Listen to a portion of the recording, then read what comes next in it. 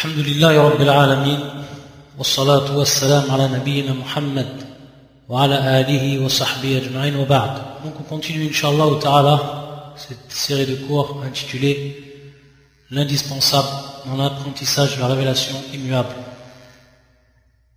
Et la dernière fois nous avons vu pratiquement tous les piliers de la foi et nous les avons expliqués, et aujourd'hui il nous reste donc le dernier des piliers qui est le 6e pilier et qui est la croyance, la foi, al-imanu bil-qadar, la foi au destin, qu'il soit bon, qu'il soit dans le bien ou qu'il soit dans le mal, qu'il soit bon ou qu'il soit mauvais. C'est donc le 6e pilier, comme le prophète sallallahu alayhi wa sallam nous l'a enseigné lorsque l'ange Gabriel, Jibril, est venu le voir sous la forme d'un homme et qui lui a posé donc les questions qui concernaient la foi, la question qui concernait la foi, et comme on l'a vu précédemment, le prophète a répondu en énumérant les 6 piliers de cette foi-là. Et donc le dernier pilier qu'il a énuméré, et donc on est resté dans l'ordre de ce qu'a énuméré le prophète sallallahu alayhi wa sallam lorsqu'on a expliqué ces piliers. Et donc le dernier, c'est donc ce pilier, la foi au destin, bon ou mauvais. Et tout d'abord, qu'est-ce que ça va impliquer, le fait de croire au destin? Ça va impliquer qu'Allah sait ce que feront les créatures par sa science éternelle. Et c'est un attribut, une qualité qu'il a toujours eu, Allah subhanahu wa ta'ala, de toute éternité. Également, cela va impliquer qu'Allah a inscrit tout cela sur la table gardée. Comme le prophète sallallahu alayhi wa sallam l'a dit dans le hadith qui est rapporté par l'imam al-Tirmidhi et Abu Daoud, lorsqu'il a dit sallallahu alayhi wa sallam, la première chose qu'Allah a créée est la plume, le qalam. Il lui dit écris. Il répondit qu'est-ce que j'écris? Allah dit écris tout ce qui arrivera jusqu'à la fin des temps. Tout ce qui arrivera jusqu'à la fin des temps. Et également, cette croyance, cette foi au destin implique que la volonté divine qui se réalise toujours à pouvoir sur tout sans exception, sur toute chose dans l'existence. Autrement dit, ce qu'Allah veut se réalise, et ce qu'il ne veut pas ne se réalise pas. Également, cela implique qu'il n'y a pas une seule créature sur terre ou dans le ciel qui n'ait été créée par Allah. Que ce soit la création de son être ou la création de ses actes, et qu'il n'y ait pas de créateur ni de seigneur autre que lui, subhanahu wa ta'ala. Et comme on va le voir, cette croyance à la prédestination qu'Allah azza wa jal a tout écrit et que rien ne sort de la volonté d'Allah azza wa jal, cette croyance que l'on a ne contredit pas la nécessité de tenir compte des enchaînements causaux, ce qu'on appelle asbab, des enchaînements causaux, et d'y recourir. À titre d'exemple, si la personne, elle veut avoir une progéniture, elle doit agir en conséquence, et donc se marier, et avoir des rapports avec sa femme. Ça c'est l'asbab, ça c'est ce qu'on appelle les enchaînements causaux. Et donc la personne, lorsqu'elle fait cela, elle agit en conséquence de ces causes qui ont été elles-mêmes créées par Allah subhanahu wa ta'ala. Et donc dans ce sens, on pourra ainsi atteindre le but recherché. Mais rien, et absolument rien ne le garantit. Pour autant, car tout dépend en dernier ressort de la volonté d'Allah azza wa jal. Rien ne le garantit que si maintenant la personne, comme l'exemple qu'on a donné, qui va avoir un enfant, qui fait le sabab, qui fait donc la cause, rien ne garantit qu'il aura donc cette progéniture, car tout dépend en dernier ressort de la volonté d'Allah.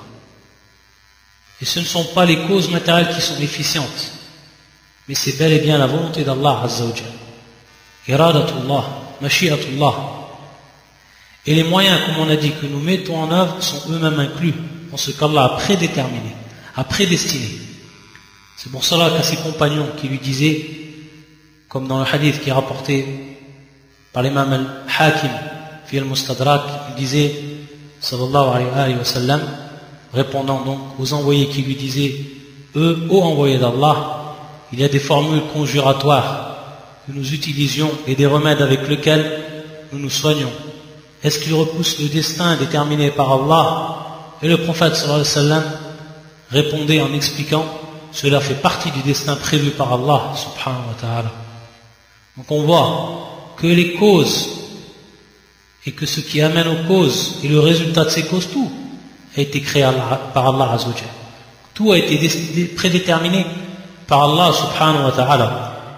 Et pour détailler un peu plus et pour que cela soit un peu plus clair pour chacun concernant en ce qui concerne la croyance au destin bon ou mauvais, ce qu'on appelle le qadar, la prédestination, il faut savoir que ce destin, il est constitué de 4 niveaux.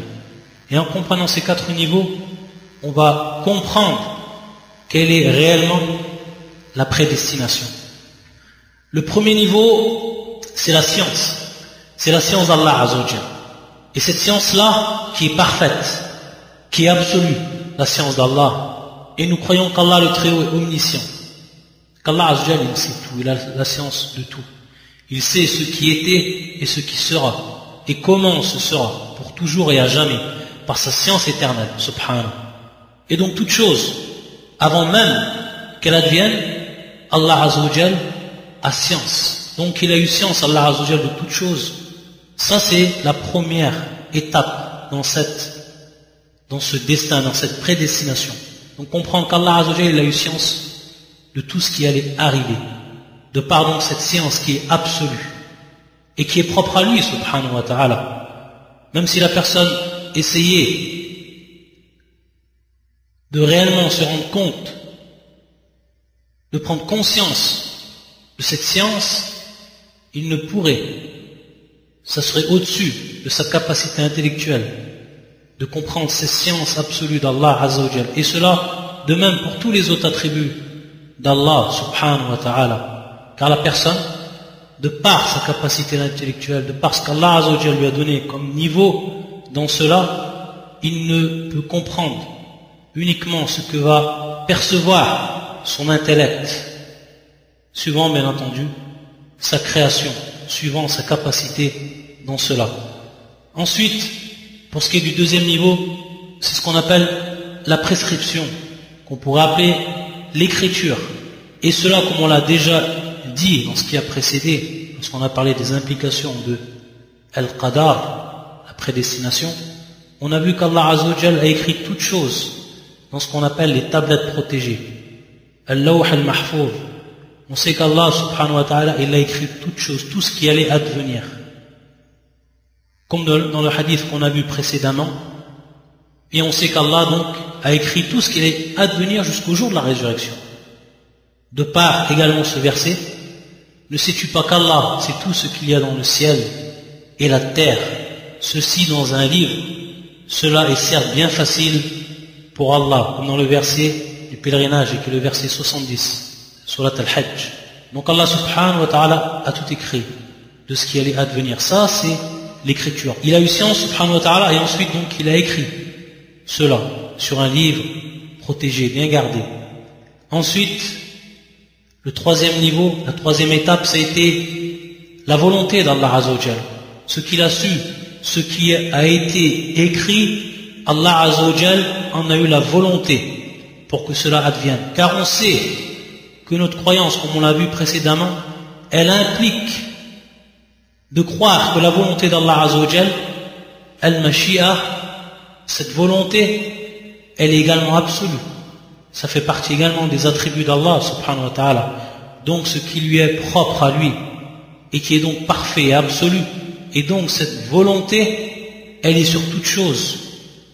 C'est-à-dire que rien ne peut advenir sans la volonté d'Allah azza wa jalla. Rien, absolument rien. Que ce soit dans la création des hommes, que ce soit dans la création de leurs actes, tout ce qui va advenir, c'est passé par la volonté d'Allah azza wa jalla. Rien ne peut sortir de la volonté d'Allah. Sinon, ce serait prétendre et croire que cette volonté n'est pas absolue. Et ça serait donc complètement contraire à la croyance qu'Allah azza wa jalla est capable de tout. Et s'il veut, il fait, et s'il ne veut pas, il ne fait pas.